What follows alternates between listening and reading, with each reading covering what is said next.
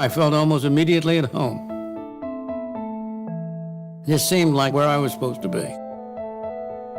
Suddenly in Chicago, in an atmosphere where you've got intense intellectual activity by people who are intellectually sophisticated, who have a much broader background than I did, as a matter of fact, and opened up to a new field.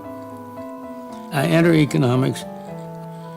I take Jacob Weiner's course, in which he makes me realize for the first time that there is such a thing as a coherent system.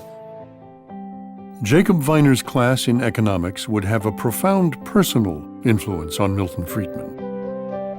Weiner seated his students alphabetically. Next to Milton sat a young woman, also majoring in economics. 6 years later, Rose Director would become his life partner and co-author.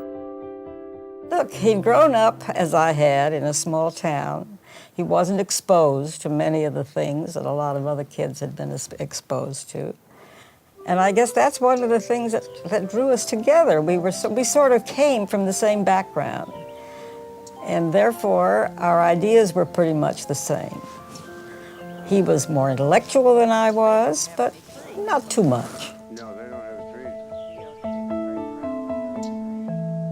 Another powerful influence on both Milton and Rose during these years is the professor who would become their close friend.